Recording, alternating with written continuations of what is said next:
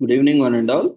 We welcome you all to the international webinar series on holistic health, well-being, and sustainable development 2024, commemorating Azadi Ka Amrit Mahotsav, nation celebrating 76 years of independence, and United Nations Sustainable Development Goals 2015 to 2030 as part of awareness and campaigns in collaboration with Sri Holistic Health Foundation India and Sri Research Institute Center for Arts, Sciences and Wellbeing. Before we start our sessions, let's take the blessings of Almighty.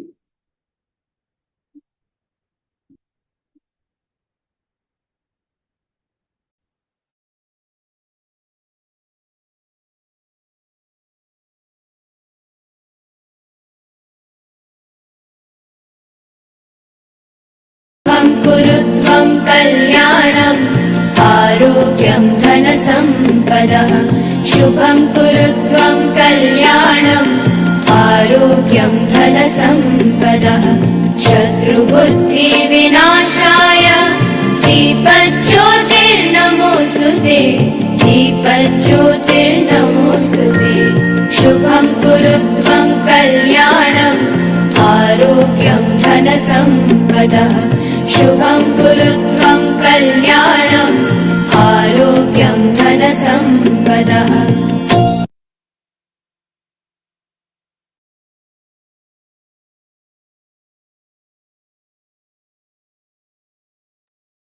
With the blessings of Almighty, we shall continue with today's commemorations. Today, we are commemorating World Autism Awareness Day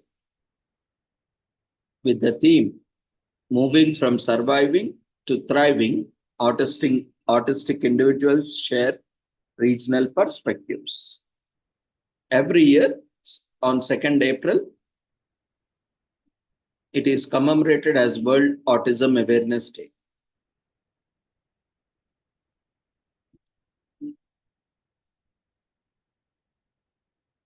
Ever since the United Nations General Assembly designated 2nd April as World Autism Awareness Day, in short also known as WAAD, in 2007, the United Nations has observed the day as a means to affirm and promote the full realization of all human rights and fundamental freedoms for autistic people on equal basis with others.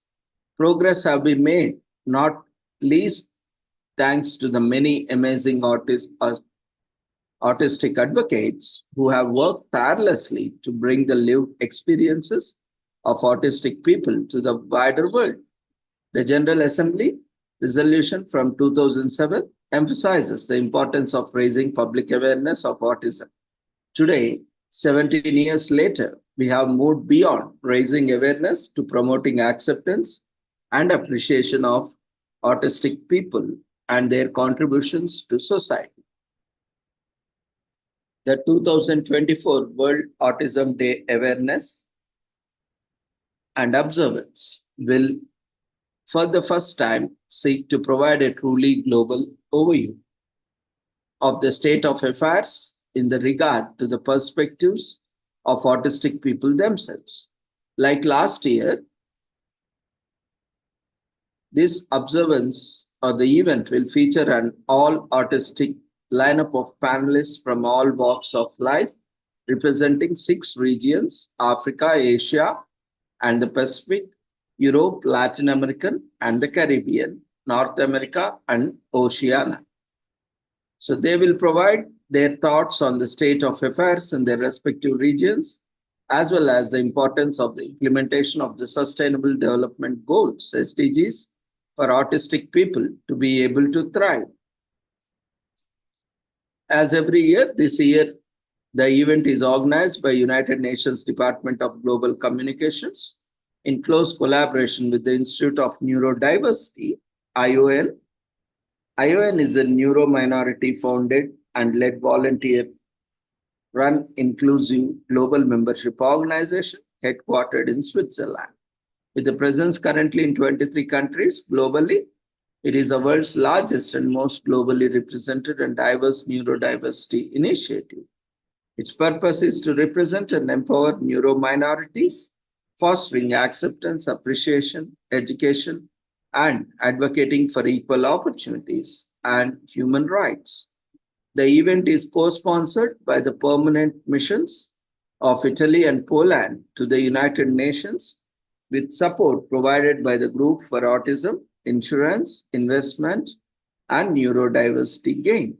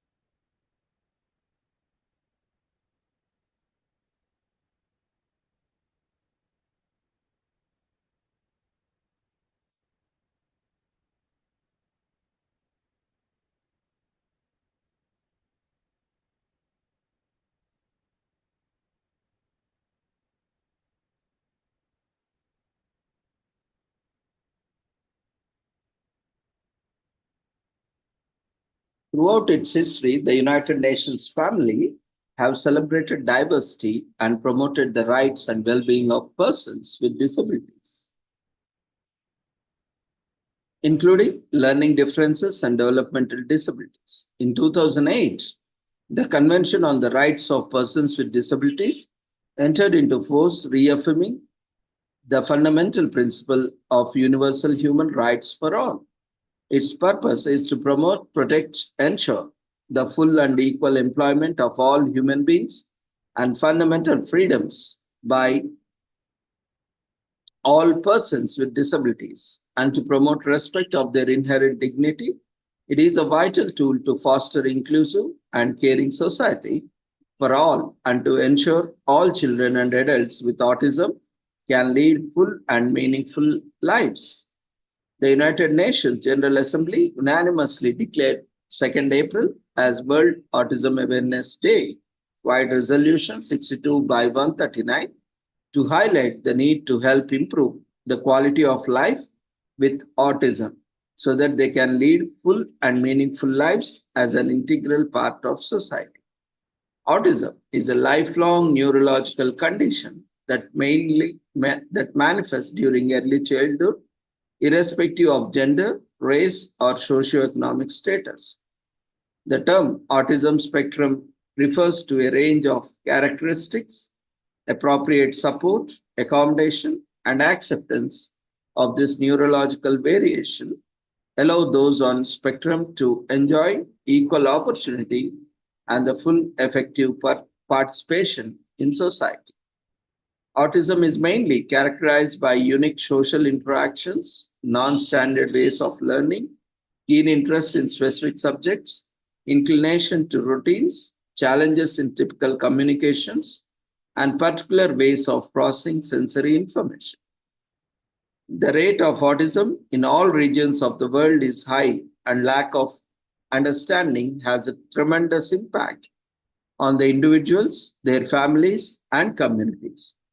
The stigmatization and discrimination associated with neurological differences remain substantial obstacles to diagnosis and therapies, an issue that must be addressed by both public policy makers in developing nations as well as donor countries.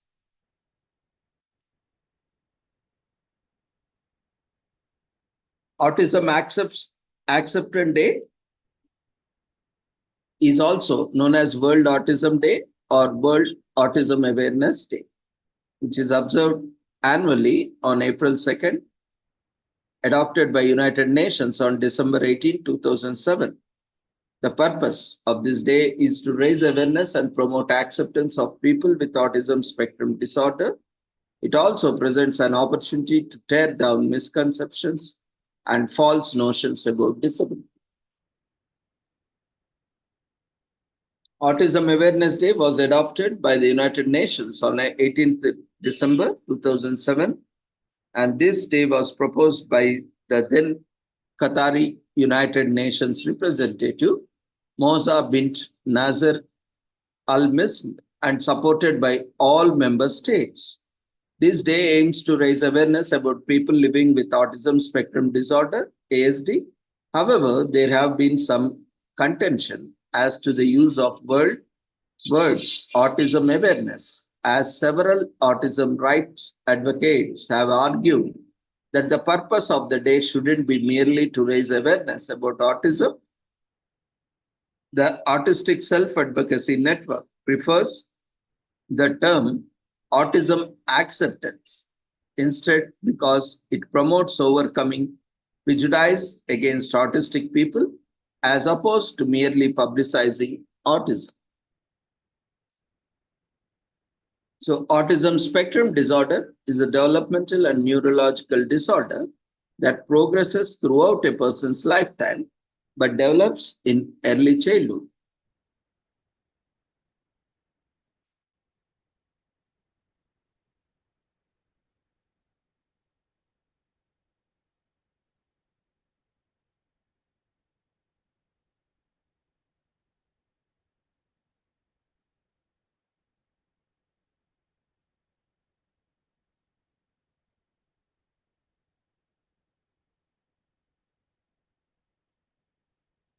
It affects a person's interaction and communication with others, as well as how they learn. ASD is a spectrum disorder because it may present itself in a wide range of symptoms, which vary from one individual to other. Symptoms of ASD have been divided into four categories: behavioral, developmental, cognitive, and psychological. However, transcending categories, common symptoms may include avoidance of eye contact, repetitive behaviors, anxiety, change in voice, learning disabilities, inappropriate social interaction, and sensitivity to sound. The cause of ASD has not been found through research suggests that genes and environmental factors may play a significant role.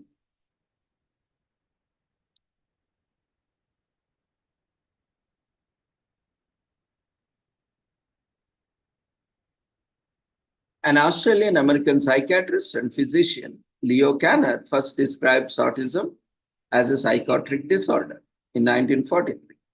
The cause of ASD is assumed to be cold parenting between 1950s to 1960s. The fourth edition of the Diagnostic and Statistical Manual of Mental Disorders officially identifies autism as a spectrum disorder. The DSM classification of autism in 1994. World Autism Day is adopted by the United Nations in 2007.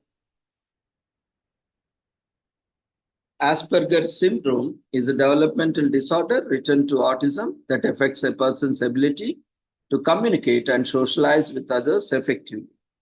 There are medication treatments for autism. Autism symptoms cannot be cured with medication, except in situations where persons exhibit aggressive or injurious behaviors. Symptomatic treatment can be given through medication, but not for autism. An autistic person can live a normal life, independent adult life. So the essence of World Autism Acceptance Day is to raise awareness about ASD, celebrate by lending your voice to enlighten others about autism spectrum disorder.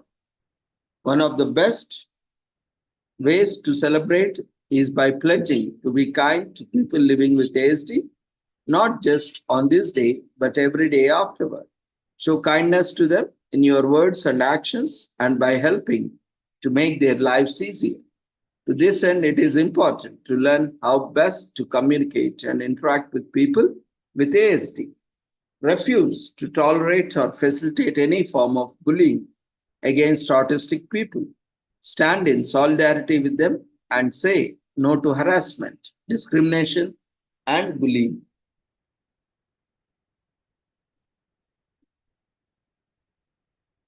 In the United States, 1 in 27 boys identifies with ASD, and in 1 in 11 girls identifies with ASD in the US.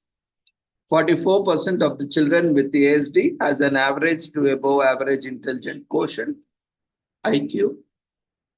Almost two-thirds of the children with ASD between the ages of 6 and 15 suffer bullying. About 28% of children with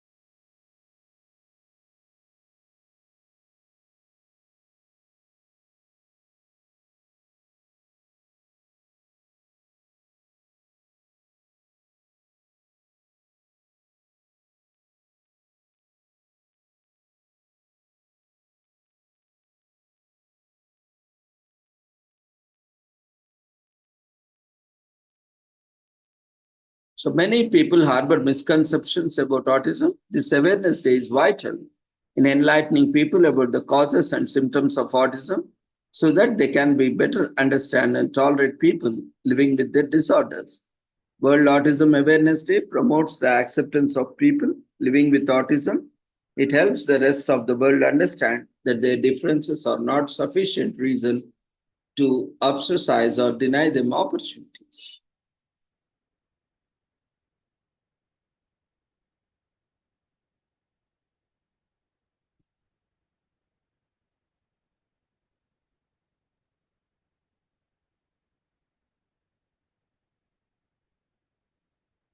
CDC statistics reveal that autism spectrum disorder is 4.3 times more prevalent in boys than in girls. This is because girls often go undiagnosed because they don't fit autism stereotypes and they mask symptoms better than boys do, according to the Child Mind Institute. There is no better way to celebrate this day than by becoming aware of the characteristics of people with a condition and how all of us can do better to increase our own understanding and promote kindness.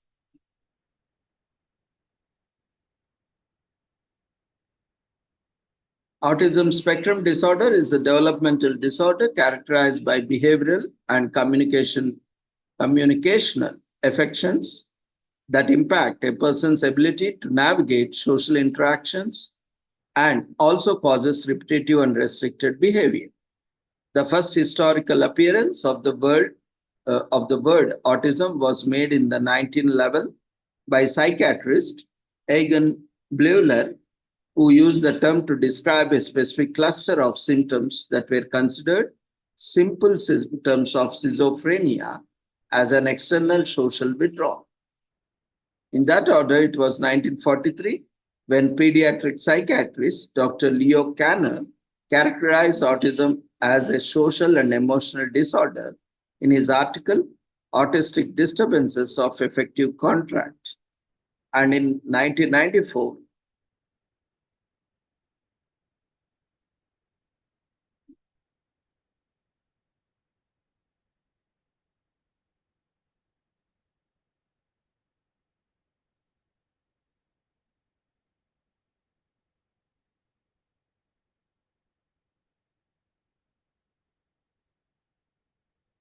in the first historical appearance of the word autism, which was made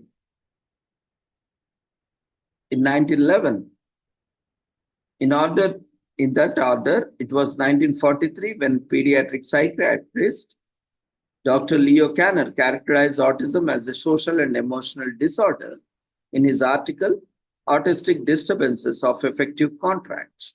And in 1944, Hans Asperger published his Autism Psychopathology article, where he described autism as a disorder of normal intelligence children who have difficulties with social and communication skills. These articles were an important contribution to the studies that helped to classified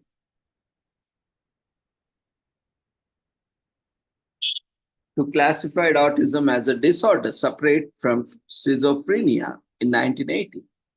With the continuous investigation and research on autism, World Autism Awareness Day was set to April 2nd of each year by the United Nations General Assembly or Resolution 62 by 139 and adopted on December 18th of 2007 to encourage member states to take action in raising awareness about the people with autism spectrum disorder and support the research findings.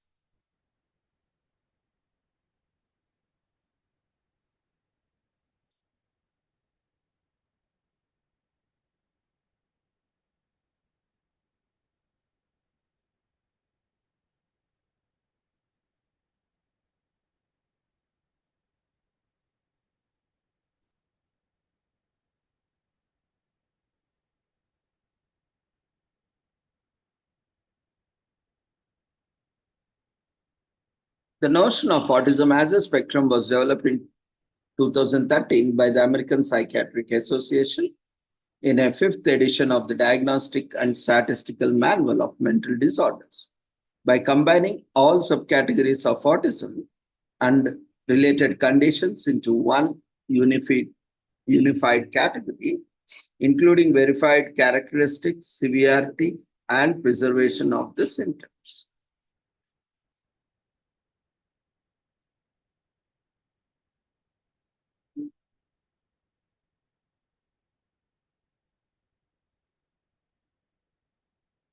Pharmaceutical treatments include secreting injection risperidone to act on dopamine receptors since 1970s.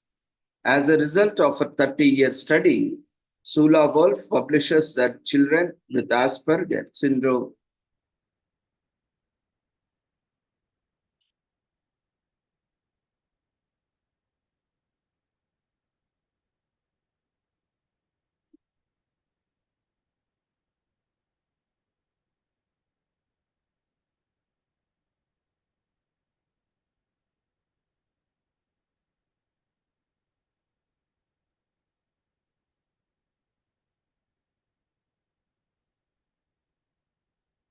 So in 2013, the American Psychiatric Association develops a unified category of autism spectrum in the fifth edition of Diagnostic and Statistical Manual of Mental Disorders.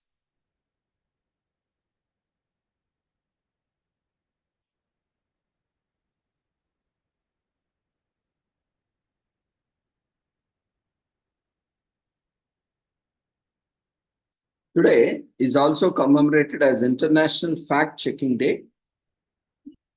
It is all about setting the record straight and protecting the general public from misinformation or fake news.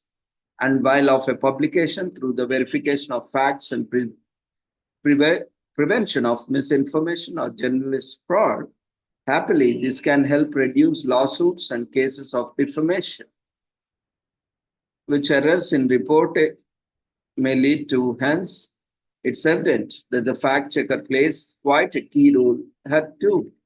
In a world where news comes from all kinds of social media sources, ranging from Twitter to Reddit to Instagram,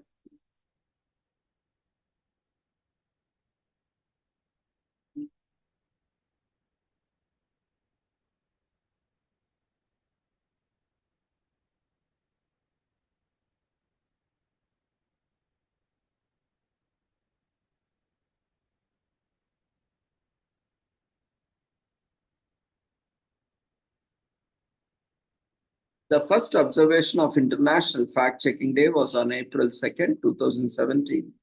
However, the concept of having such a day was first conceived in 2014 at a conference for journalists and professional fact checkers at the London School of Economics. The discussion was born out of the recognition of the danger that political misinformation posed, particularly on social media sites, which are consumed by the masses daily. In 2016, during the US elections, fake news break havoc and brought this issue into spotlight again, which is why the observance was officially created in 2016 to celebrated every year. It is officially promoted by the International Fact Checking Network, IFCN, which partners with various media organizations worldwide.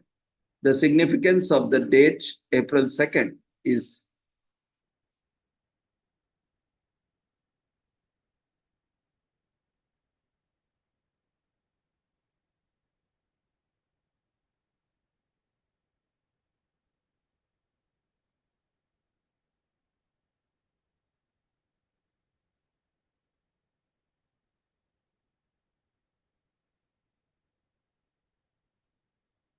factually speaking, fact checking is a thing belongs to the recent past and has been in existence for less than 100 years.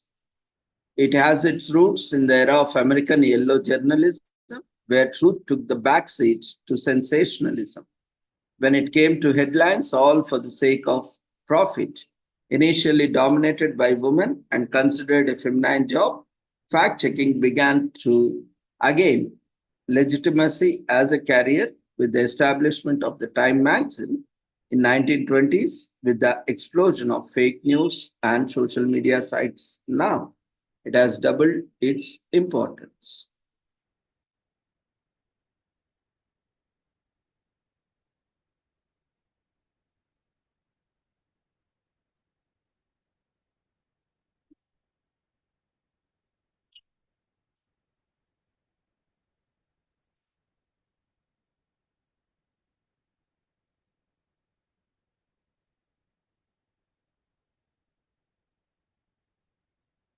So, what's an interesting fact that about 69% of the world's fresh water is locked up in glaciers and ice sheets. So, a random fact, the Olympics used to also include competitive art as a category. Being buried at sea now has a new meaning thanks to the company Eternal Reefs, which transforms created remains into a sustainable ocean reefs.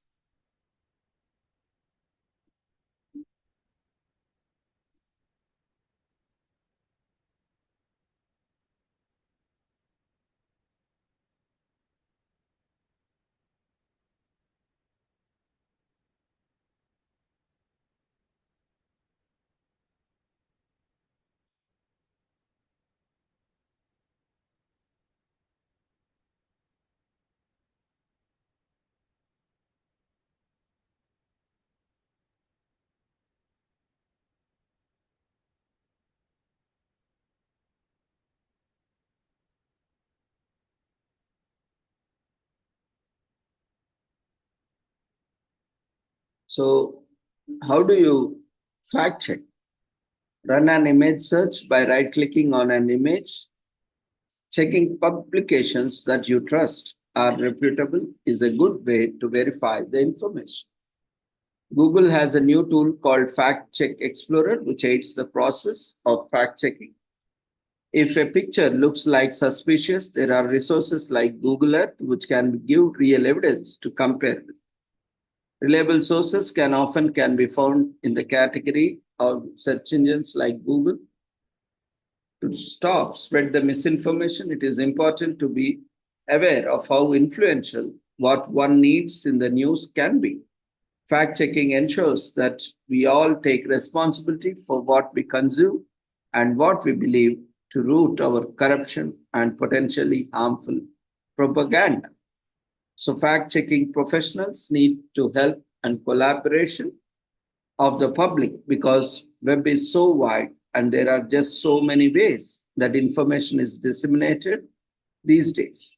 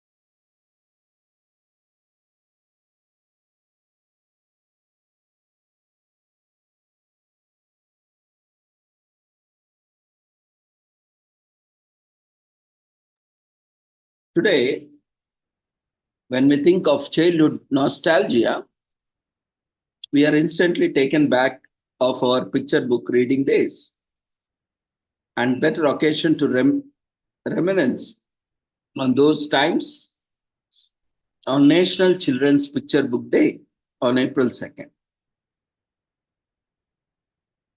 So we have flown on the backs of scaly dragons, covered great lengths on conquest with wizards and witches, and eaten walls, doors made of candy and gingerbread, and many more.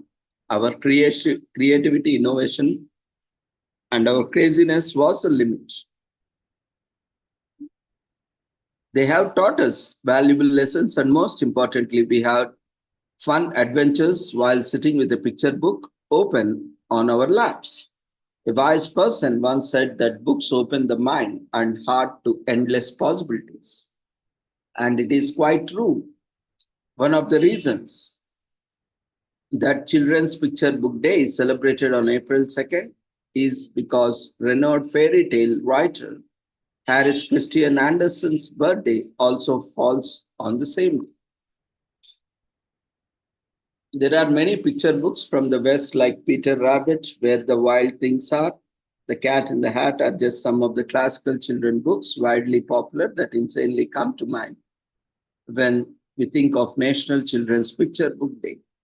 So while we are in nostalgic journey, let's also take a quick trip down memory lane to find out more about it. First founded and celebrated in 1967, National Children's Picture Book Day has its roots in Switzerland's International Board on Books for Young People, in short known as IBBI. Jella Lepman, IBBI's founder, was a German journalist and author. She established IBBI in 1953 along with other members. The organization aimed to bring about love and interest for the written word on children. In 1967,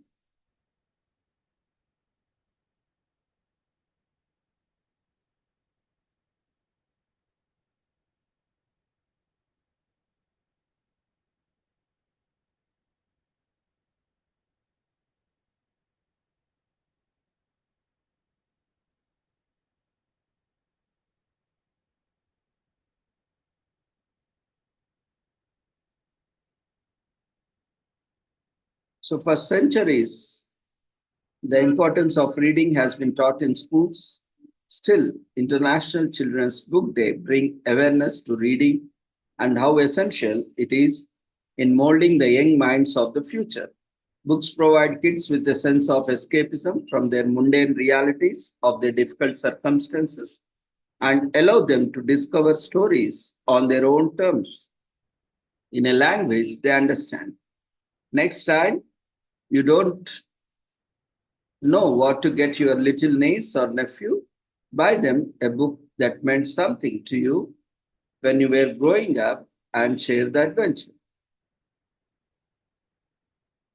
One of the greatest joys in life is gifting a child a book and watching them discover the magical world of reading. This is something that has been celebrated through International Children's Book Day since April 2nd, 1967, which was also known as the birthday of Hans Christian Andersen, a Danish author famous for his fairy tales that include The Ugly Duckling, The Little Merry Maid, and Thumbelina.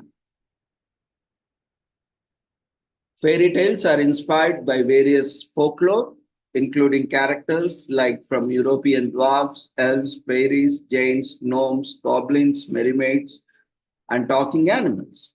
In most cultures, there is no distinction between myth and folklore or fairy tale. All of these together comprise children's books. Though fairy tales are most predominant from the narrative escapism given to kids, some books teach them a bit more through about life through clever stories and tools. Teachers play the most crucial role in providing children with the ability to read and comprehend and utilize what they learn through books and reading. Parents too play a role, especially in early development, but schools are where kids will be the most learning. That is why schools spend a lot of money and time finding the perfect prescribed test for their learners to ensure that they will be actively reading and learning something.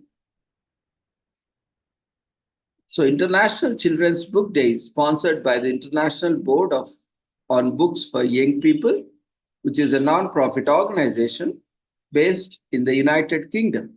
Writing competitions, book award announcements, and events with children literature authors are among the activities that take place annually. Every year, a different national section of the International Board on Books for Young People is chosen to be the international sponsor of International Children's Book Day. It selects a theme and a commission a well-known author from the host country to write a message to the children of the world and a renowned illustrator to design a poster. These materials are used to promote books and reading in various ways.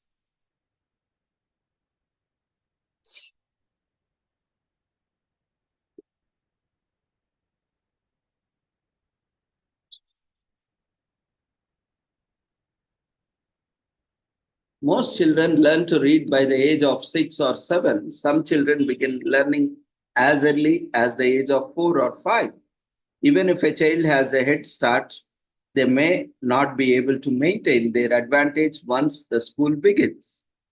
When you read, you exercise both your comprehension and analytical skills. It activates your imagination and stimulates your memory centers. It aids in the recall of information and the regulation of emotions. A reading habit is beneficial because of it strengthens mental muscles.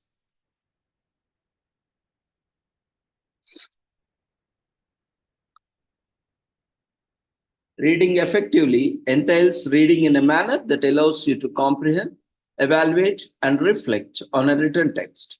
As you might expect, these skills are essential for college students, regardless of field. You will be doing a lot of reading.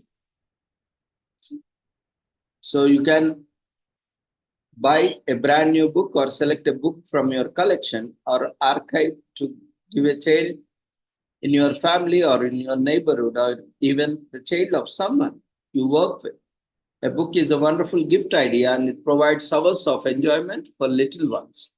Make sure you know the kid's age so that you can give something appropriate and enriching.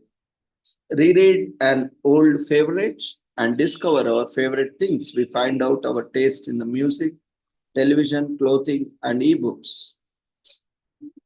Visit a library. These days, people do not go to the library as often they are used to go because now we are started accessing online libraries and online sources. So mobile phones, telephones, television, ebooks. At one point in the at one point in the not so long ago past, there was a time when everyone had a library card, especially kids and young adults. It's in It isn't time you revisit the magical world of library. Most libraries allow you to renew your expired library cards and are usually free of charge. So do it, go take out a book and enjoy the sensation of paging through a book as you take in the words.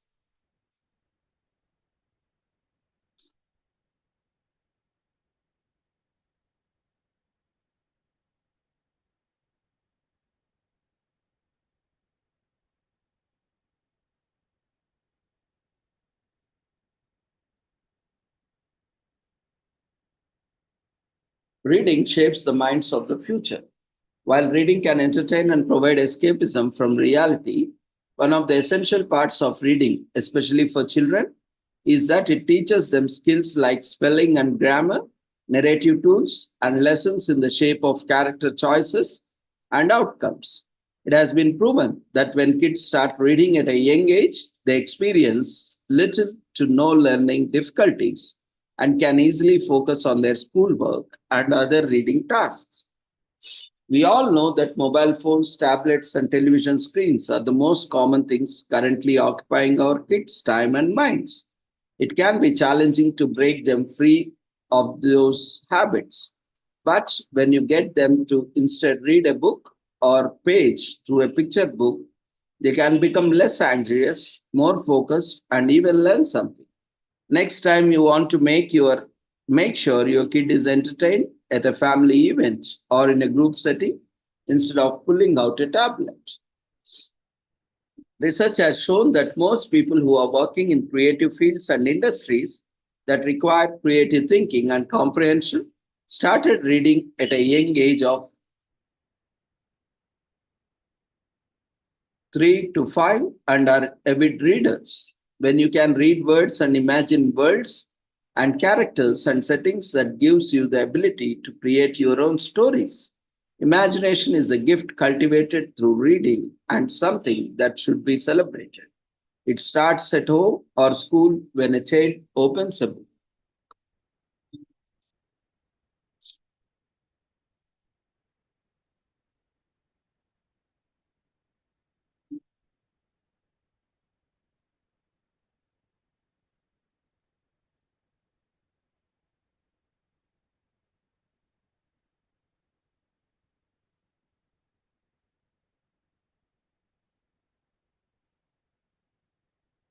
Today is also commemorated as National Do It Yourself Day or DIY Day, as it's often abbreviated, is the act of creatively handling tasks would usually hire someone to do.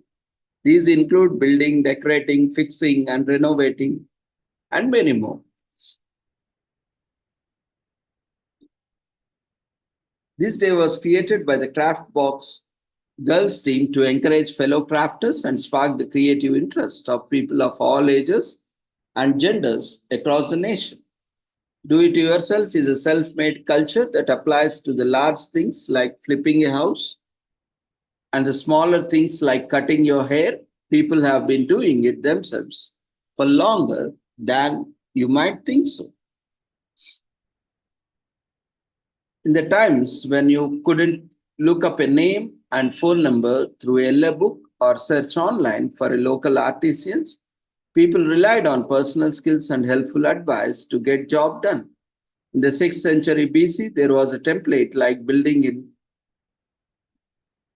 Basilceta, and just like our modern instruction manuals, it held instructions on how to mass produce its components as well as how These components fit together to create the building. These ruins were discovered by Italian archaeologists and are now known as ancient IKEA building. Early in the 20th century, magazines like Popular Mechanics and Mechanics Illustrated were published to give users practical skills and techniques needed to develop certain tools.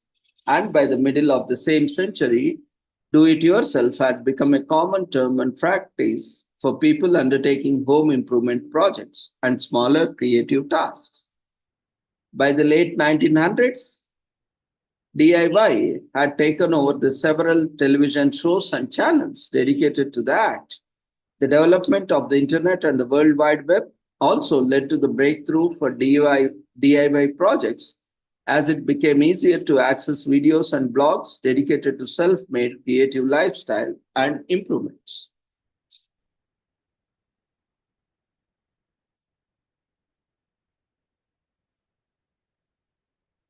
Today is also commemorated as National Love Your Produce Manager Day in US.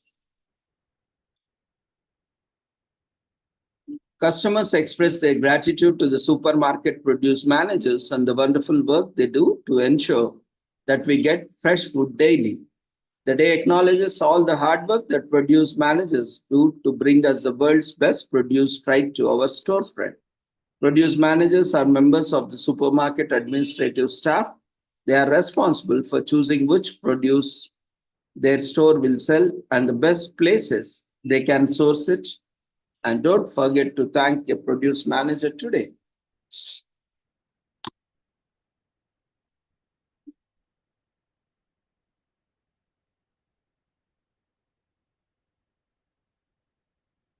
In addition to placing orders, produce managers set up visually appealing displays and help customers have easy access to the best items. They decide on the colors, sizes, flavors, and options that are on offer to the customers.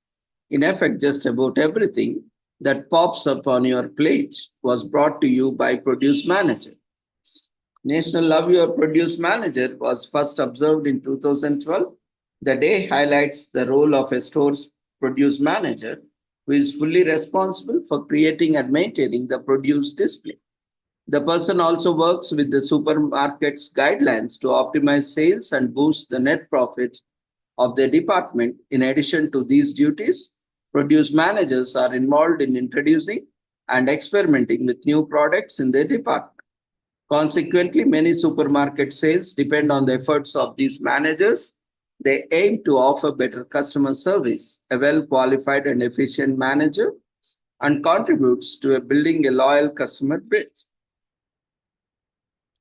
That's sure to keep shoppers returning for more. Business that invest in produce managers invariably perform much better than those that do not.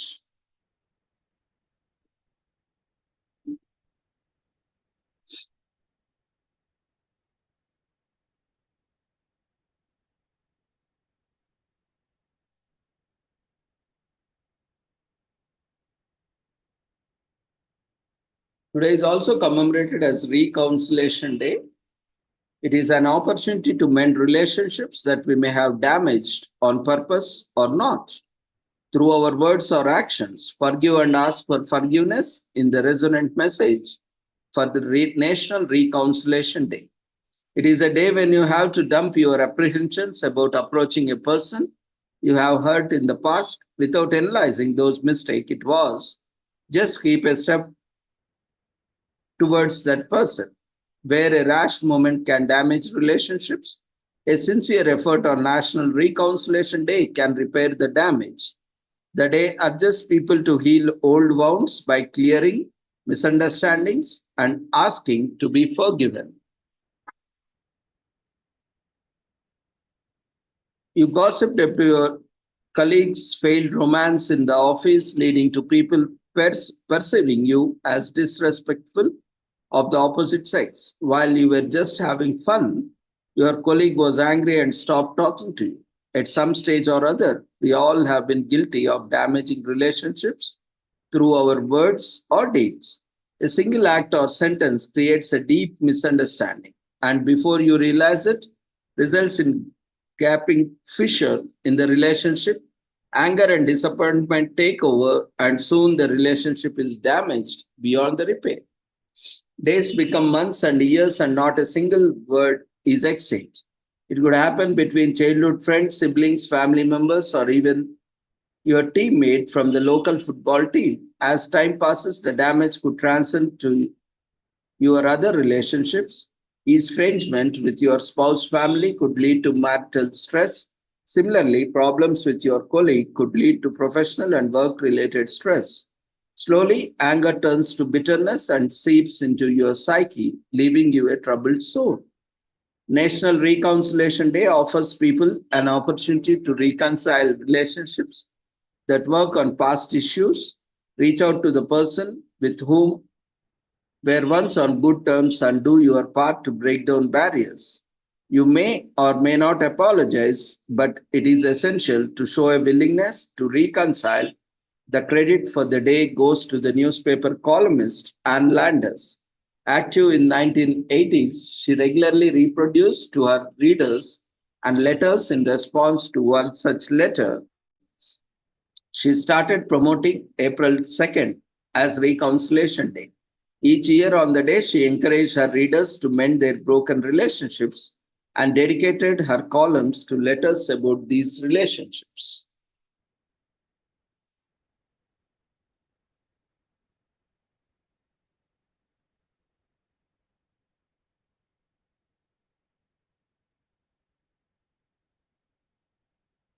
As we have seen yesterday, this month has a very rich commemorations. Today is also commemorated as Sexual Assault Awareness Month's Day of Action, which is held yearly on the first Tuesday in April.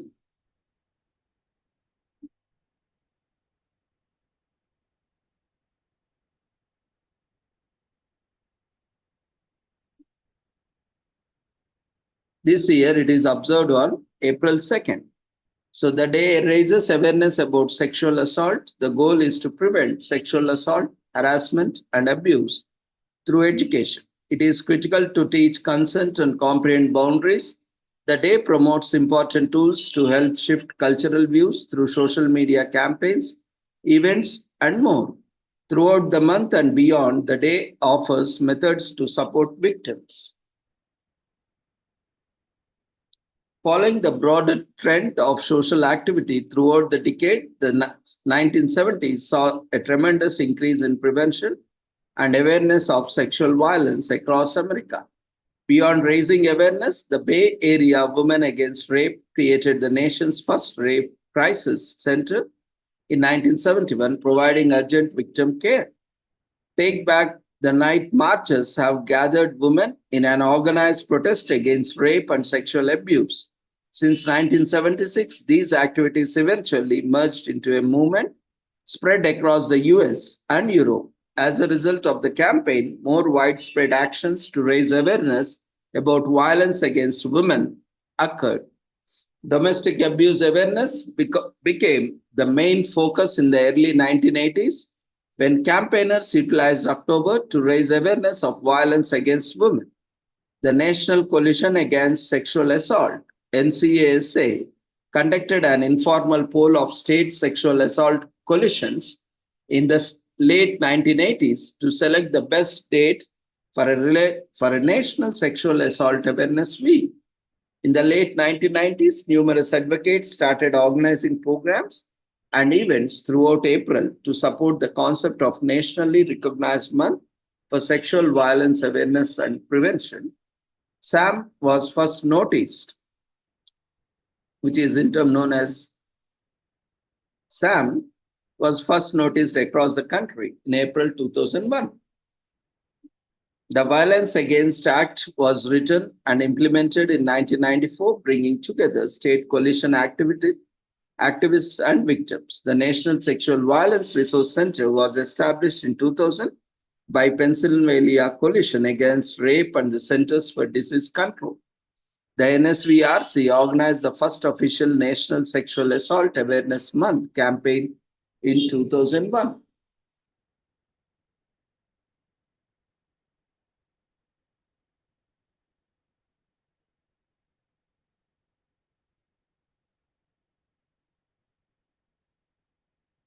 More than half of the raped women mentioned that perpetrator was a close friend or family member. The SAM's official color is teal, and the symbol of preventing sexual violence is a teal ribbon. Anyone can experience sexual assault, but women are 9 times more likely than males to suffer from it.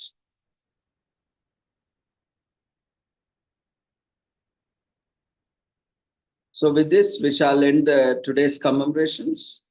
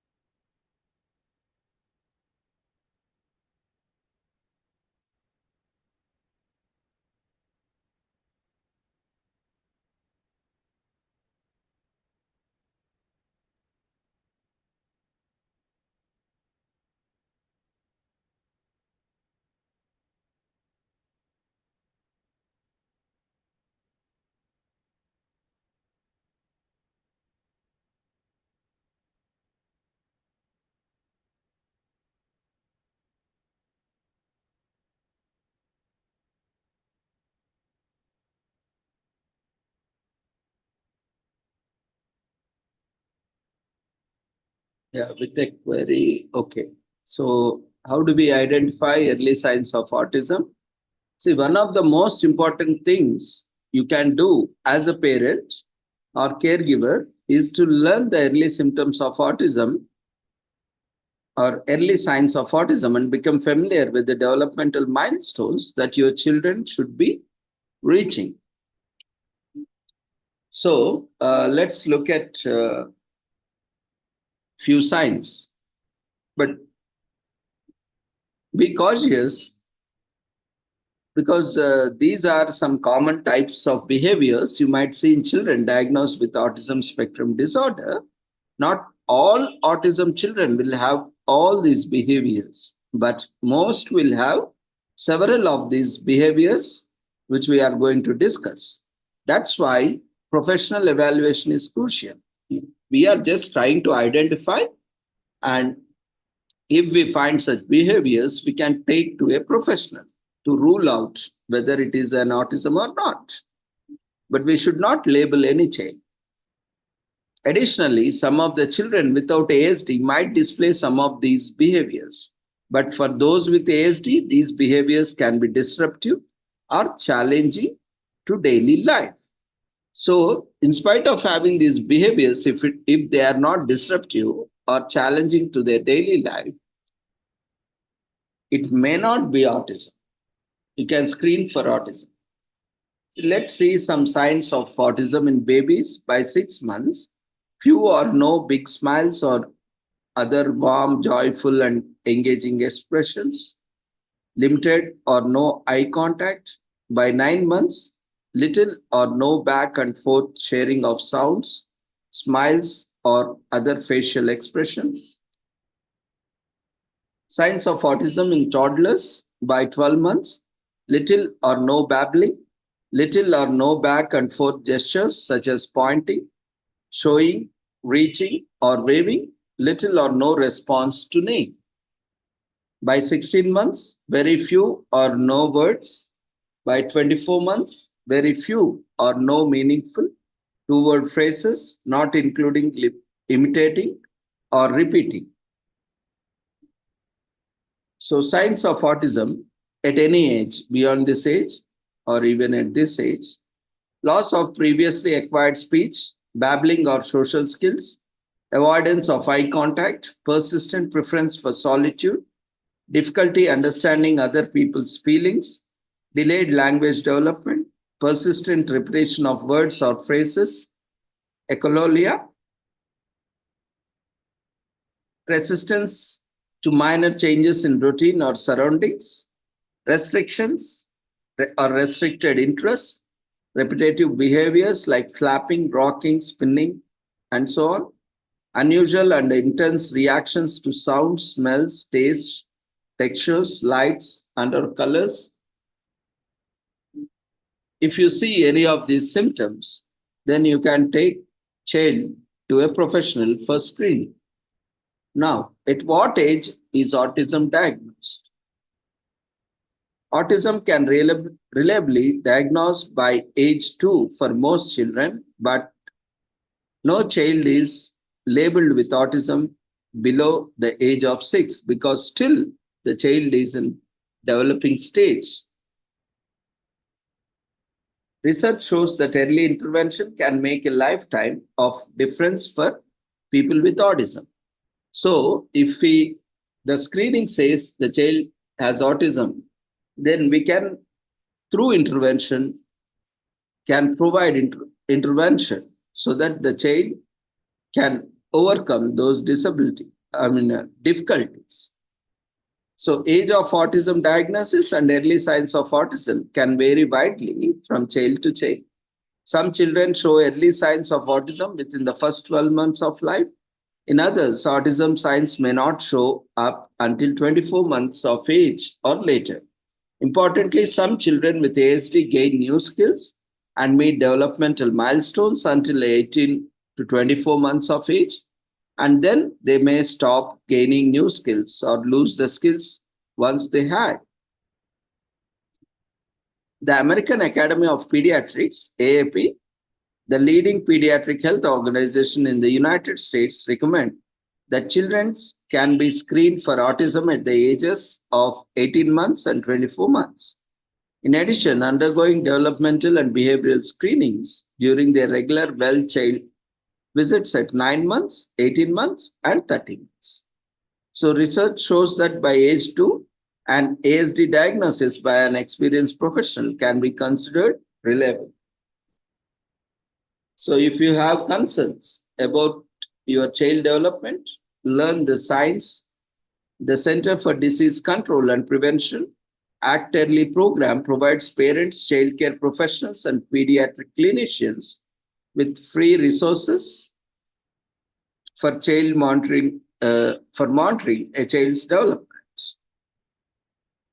Even the Milestone Tracker app can help parents track their child's development and share information with their pediatricians.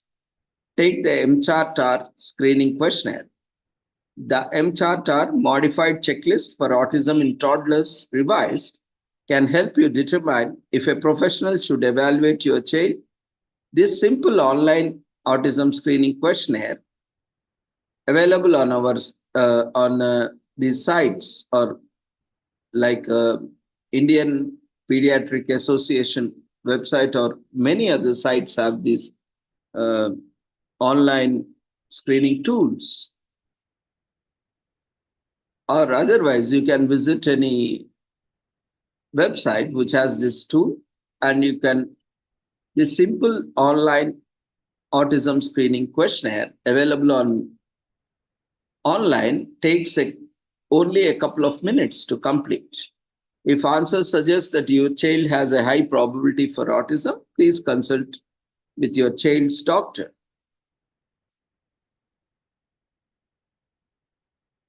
Schedule an appointment with your child's pediatrician if you have any concern about your child's development. We have especially developmental pediatricians who look into these developmental aspects. They are specialized in that. And don't wait. Speak to your doctor about screening the child for autism. You can use the autism screening test online, and then you can show the results to them. Studies show that early intensive behavioral interventionship program improves learning, communication, and social skills in young children with ASD.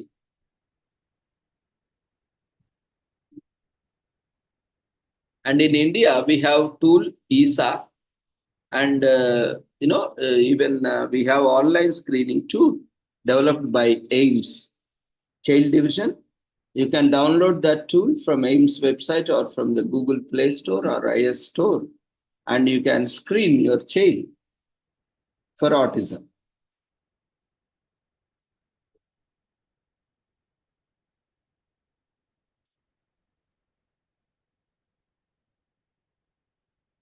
The two core autism symptoms are challenging with social communication and interaction skills, and restricted and repetitive behaviors. While autism spectrum disorder looks different from person to person, doctors look for these two symptoms when making a diagnosis. They also rate the severity of these symptoms based on the level of daily support and the person requires. Severity levels range from level 1 requiring support to level 3 requiring very substantial support. And not all people with ASD present with these two core symptoms the same way. Additionally, some people with ASD may exhibit certain signs like social communication and interaction skills. Children and adults with autism may have difficulty with social interaction and communication skills, particularly in these three areas like social interactions, communication, developing, maintaining, and understanding relationships. So social interactions, starting and talking and taking turns in conversation, sharing interest or emotions, understanding what others are thinking or feeling.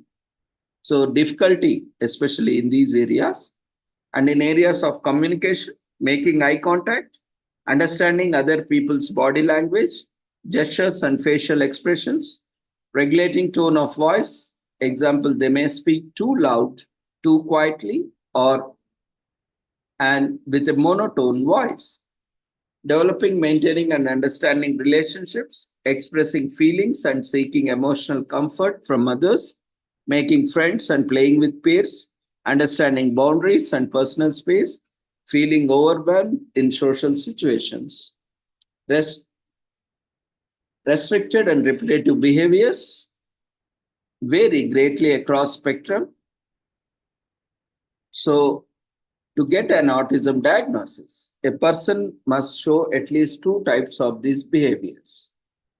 Under repetitive movements, play or speech patterns, stimming or making repetitive body movements to regulate emotions. Example, rocking, hand flapping, spinning, running back and forth, lining up of toys in a row, spinning wheels, repeatedly flipping switches, imitating another person's speech, repeating words or phrases, also known as echolalia,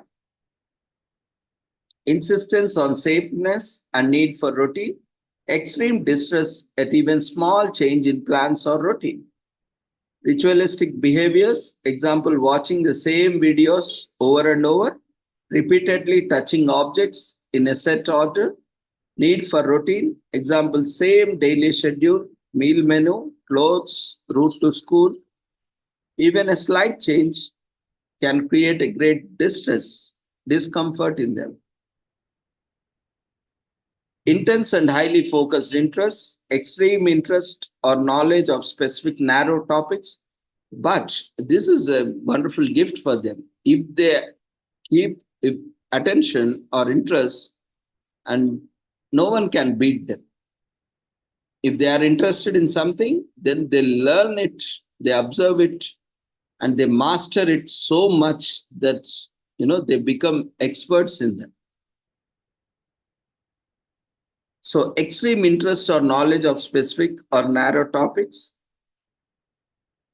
strong attachment to a certain object, like a toy or a figure, under or oversensitivity to sensory stimulation, sensory differences like unusual sensitivity to light, sound, touch, or texture, lack of sensitivity to pain or temperature, sensory seeking behaviors like smelling or touching the of objects, visual fascination with lights or movement, and other characteristics of autism include, but not limited to, people with autism may also show other characteristics like using other kinds of communication besides spoken language, that is, typing on a computer, pointing to pictures on table, or communicating through behavior, difficulty with executive functioning, example, planning how to complete a task, juggling multiple tasks, making decisions, trouble with fine motor skills and coordination, needing help with daily living skills, difficulty regulating and or communicating emotions, sometimes resulting in harmful or self-injurious behaviors, sensory overload, meltdowns or shutdowns, masking autism symptoms. Some autistic people suppress or hide their autistic symptoms in order to be accepted or meet societal expectations. This is called masking or camouflaging. Masking might look like pushing throughout their sensory discomfort in a loud room or forcing eye contact during a conversation. Research shows that masking is more common in girls and women and can cause mental health issues.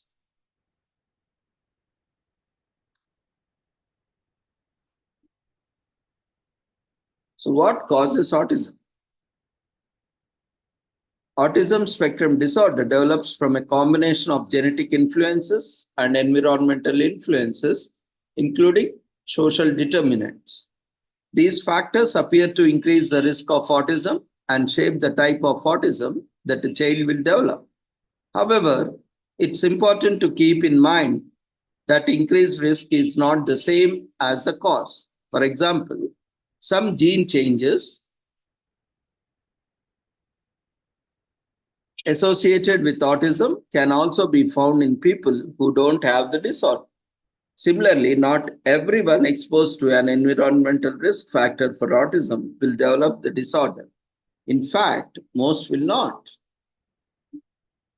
Most appear to be affect crucial aspects of early brain development. Many autism risk genes influence other networks of genes, increasing or decreasing their expression. Some appear to affect how brain nerve cells or neurons communicate with each other. Others appear to affect the entire regions of the brain communicate with each other. Research continues to explore these possibilities with an eye to developing interventions and supports that can improve the quality of life. Vaccines do not cause autism.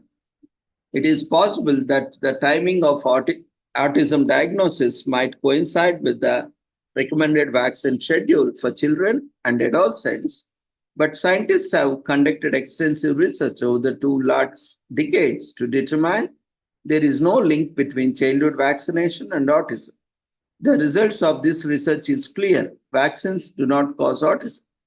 Additionally, vaccination can protect children from many preventable diseases like measles. The American Academy of Pediatrics has compiled a comprehensive list of this research. You can check online for further details. So research tells that autism tends to run in families, and is a meta-analysis of 7 twin studies claim that 60 to 90% of the risk for autism comes from your genome. If you have a child with autism, you are more likely to have another autistic child. Your other family members are also more likely to have a child with ASD. Changes in certain genes or your genome increase the risk that a child will develop autism. If a parent carries one or more of these genes changes, they may get passed to a child even if the parent does not have autism. For some people, a high risk of ASD can be associated with a genetic disorder such as Rett syndrome, or Fragile X syndrome. For the majority of autism, multiple changes in other regions of your DNA increase the risk of your autism spectrum disorder. The majority of these DNA changes do not cause autism by themselves, but work in conjunction with many other genes and environmental factors to cause autism. If your child has ASD, we recommend that you explore genetic testing. Genetic testing could show you the genetic cause of you or your child autism and reveal any genetic mutations that might be linked to serious co-occurring conditions like epilepsy. Genetic testing can give doctors useful information so that they can provide better, more specialized intervention. So, environment factors that are associated with autism, according to the National Institute of Environmental Health Sciences, certain environmental influences may increase autism risk. Advanced parental age, prenatal exposure to air pollution or certain pesticides, maternal obesity, diabetes or immune system disorders, extreme prematurity or very low birth weight, birth complications leading to periods of oxygen deprivation to the baby's brain,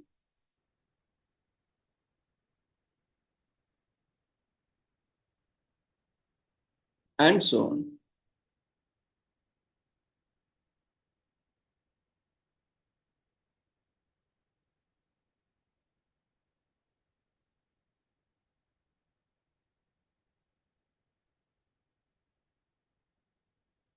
So the modified checklist for autism in toddlers, revised MCHART-R in short, is a screener that will ask you a series of 20 questions about your child's behavior. It's intended for toddlers between 16 and 30 months of age. The results will let you know if further evaluation may be needed. You can use the results of the screener to discuss any concerns that you may have with your child's healthcare provider to screen your toddler child.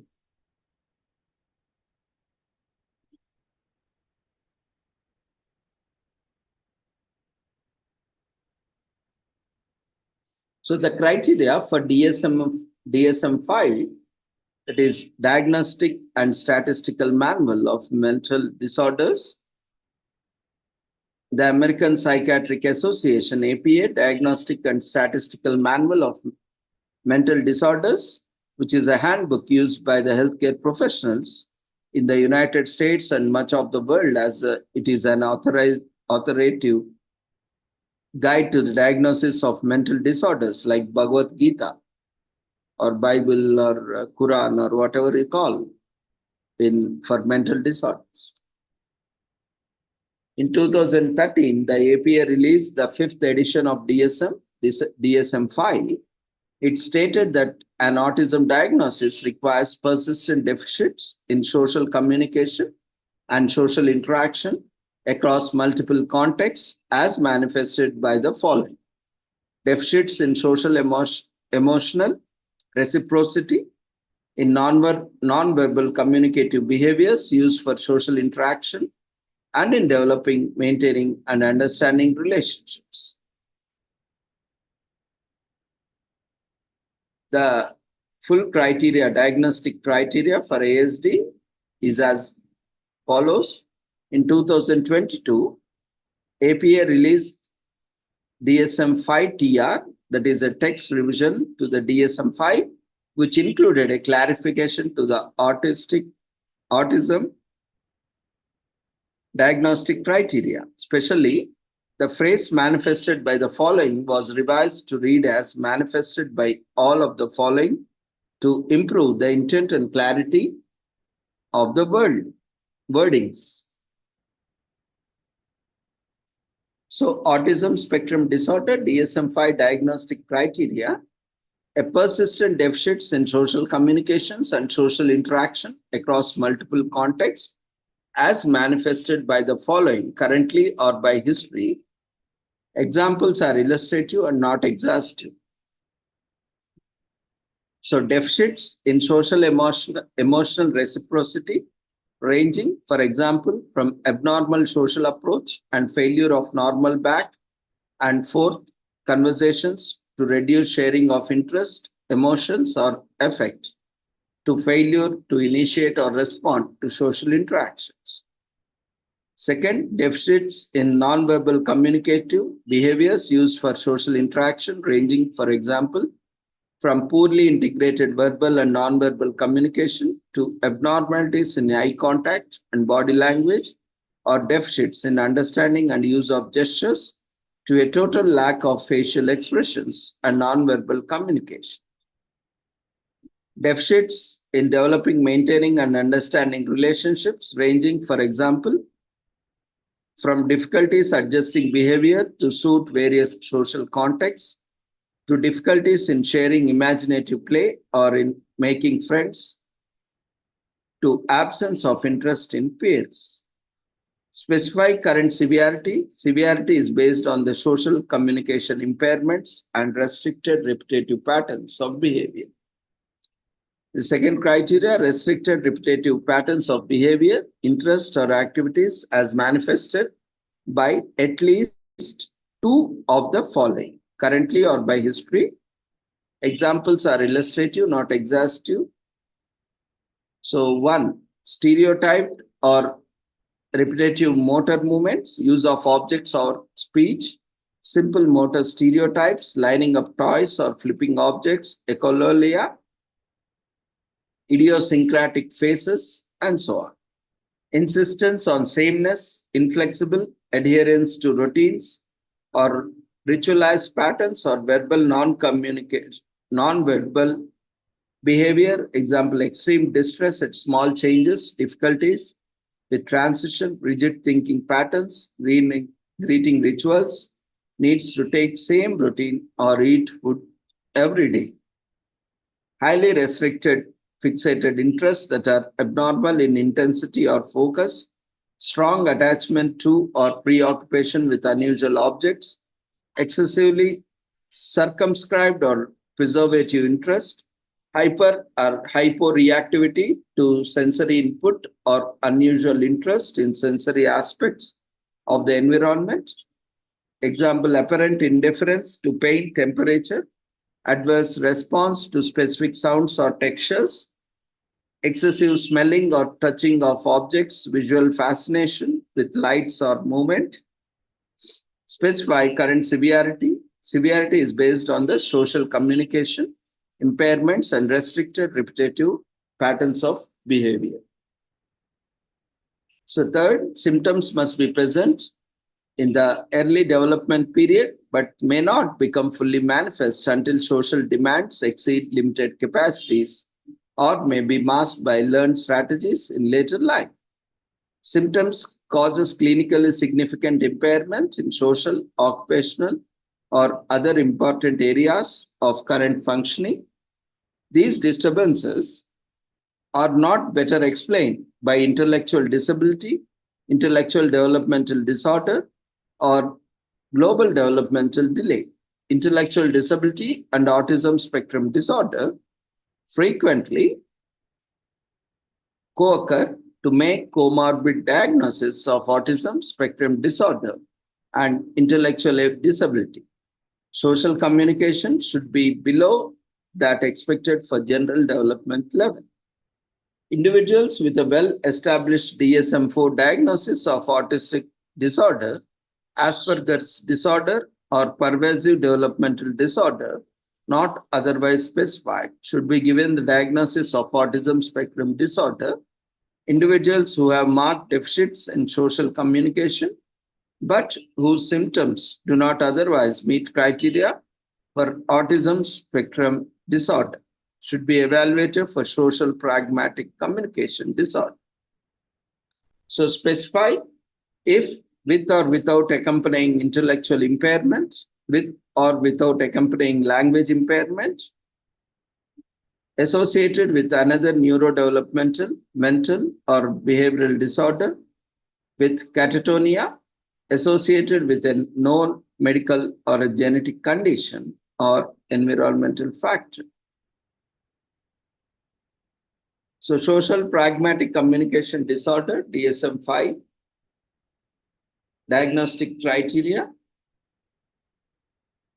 a persistent difficulties in the social use of verbal and non-verbal communication as manifested by all of the following: deficits in using communication for social purposes such as greeting and sharing information in a manner that is appropriate for the social context; impairment of the ability to change communication to maintain context or the needs of the listener, such as speaking differently in a classroom than one of the playground, talking differently to a child than to an adult, and avoiding use of overly formal language; difficulties following rules for conversation and storytelling, such as taking turns in conversation, rephrasing when misunderstood, and knowing how to use verbal and non-verbal signals to regulate interaction; difficulties understanding what is not explicitly stated, example, making interference and non-literal or ambiguous meanings of language, idioms, humor, metaphors, multiple meanings that depend on the context for interpretation. The deficits result in functional limitation, ineffective communication, social participation, social relationships, academic achievement, or occupational performance individually or in combination. The onset of the symptoms in the early developmental period, but deficits may not become fully manifest until social communication demands exceed limited capacities. The symptoms are not attributable to another medical or neurological condition or low abilities in the domains or word structure and grammar, and are not better explained by autism spectrum disorder, intellectual disability, intellectual developmental disorder, global development delay, or any other mental disorder. These are the criteria for DSM-5 and 5TR.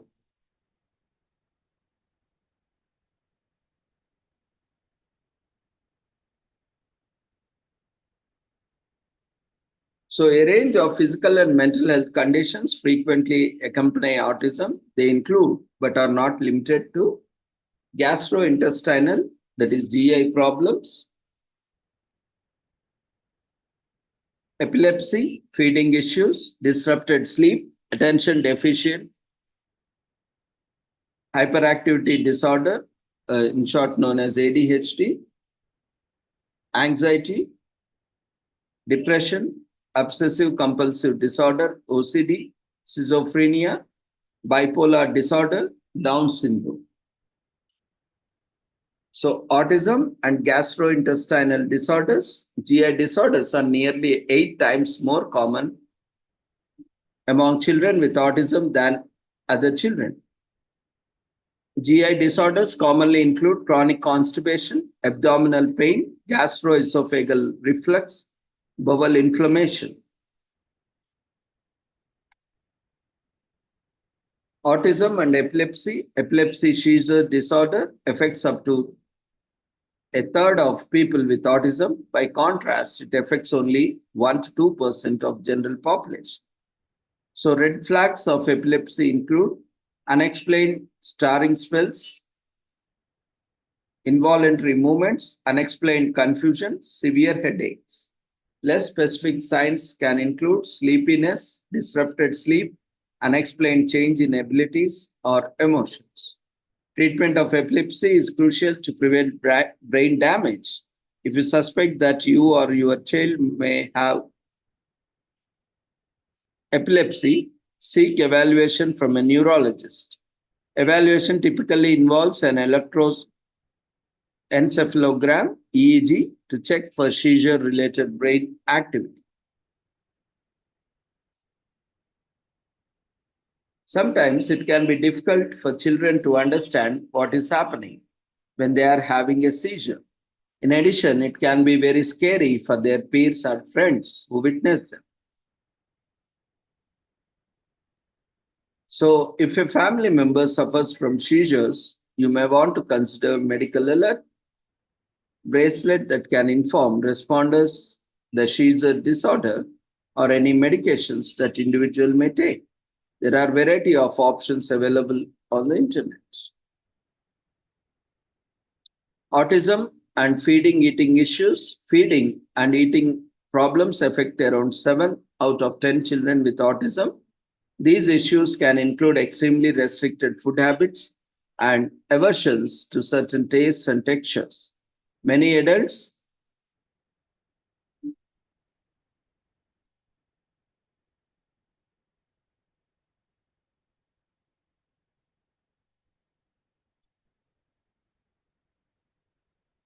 The issues can include extremely restricted food habits and aversions to certain tastes and textures.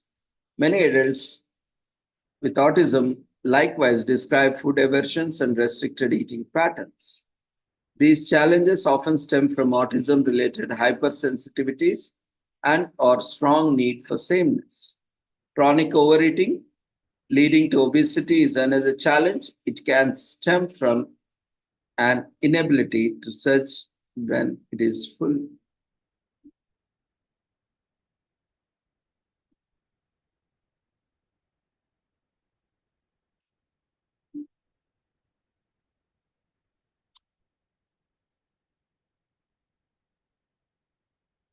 So chronic overeating leading to obesity is another challenge. It can stem from inability to sense when full and or eating as a soothing sensory behavior. Pika, the eating of non-food items, is particularly dangerous tendency often associated with autism, appears to be most common among these severely affected by autism. Many autism clinics, such as those in uh, the network, have specialized feeding programs staffed by behavioral therapists and nutritionists. Outside such programs, some speech, behavioral, and occupational therapists also can help. Autism and disrupted sleep. Over a half of children with autism and possibly as many as 4 in 5 have one or more chronic sleep disorders. Many adults on the spectrum likewise have difficulty falling asleep and staying asleep through the night. These sleep issues tend to worsen behavioral challenges, interfere with learning, and increase overall quality of life.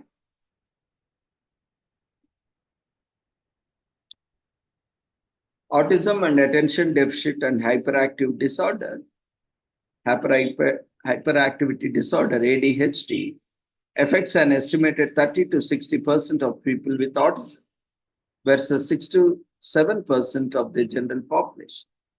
ADHD involves a persistent pattern of inattention, difficulty remembering things,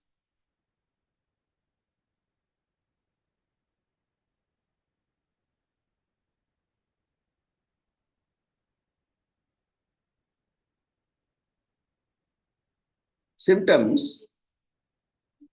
ADHD involves a persistent pattern of inattention, difficulty remembering things, trouble with managing time, organizational tasks, hyperactivity, and or impulsivity that interfere with learn and daily life. So symptoms of ADHD can overlap with those of autism. As a result, ADHD can be difficult.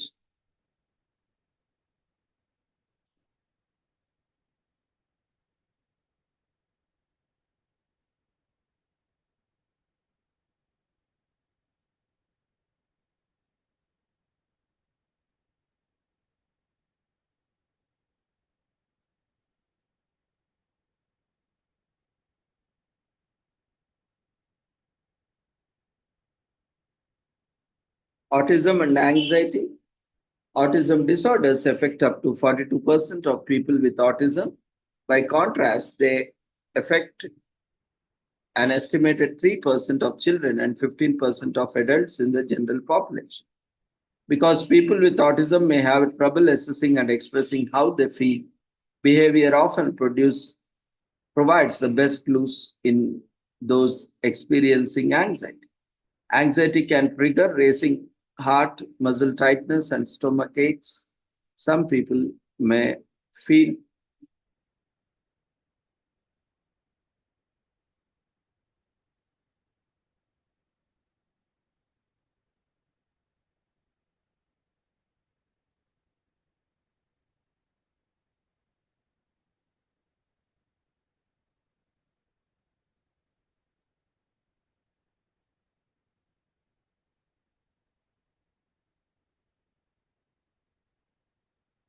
autism and depression. Depression affects an estimated 7% of children and 26% of adults with autism. By contrast, it affects around 2% of children and 7% of adults in the general population. Depression rates for people with autism rise with age and intellectual ability. Autism related communication challenges can mask depression.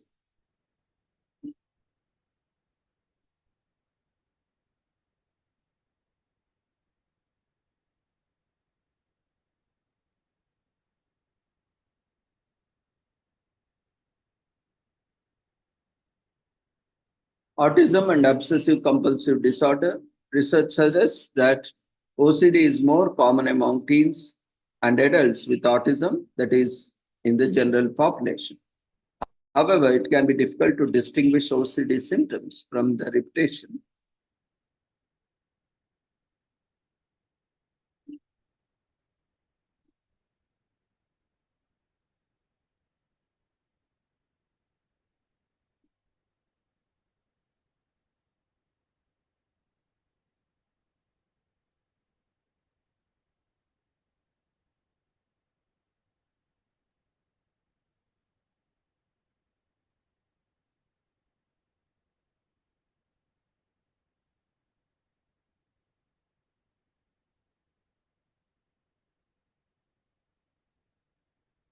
Autism and schizophrenia. Autism and schizophrenia both involve challenges with processing language and understanding.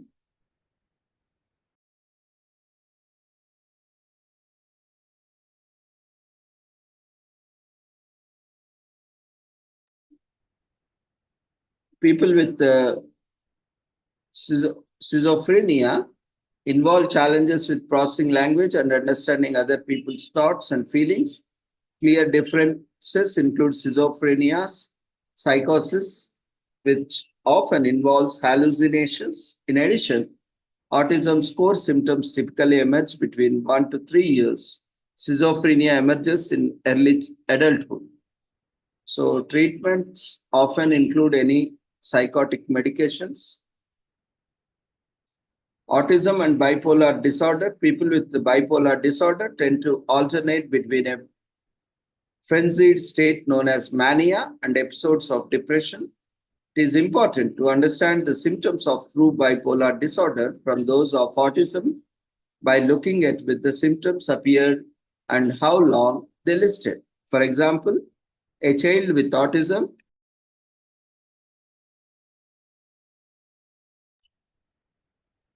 A child with autism may be consistently high energy and socially intrusive through childhood. As such, her tendency to talk to strangers and make inappropriate comments are likely part of her autism and not a symptom of manic mood swing. Some of the medications used to treat bipolar disorder can be problematic for some with autism who has difficulty recognizing and expressing feelings. A psychiatrist can provide additional medications that may be safer. And finally, Down syndrome and autism. Research shows that about 16 to 80% of people with Down syndrome have autism spectrum disorder. When autism occurs in someone with Down syndrome, the characteristics of autism, social and behavioral challenges, communication difficulties, and restricted interests may be observed in addition to the symptoms of Down syndrome, intellectual disability, speech, and language delays.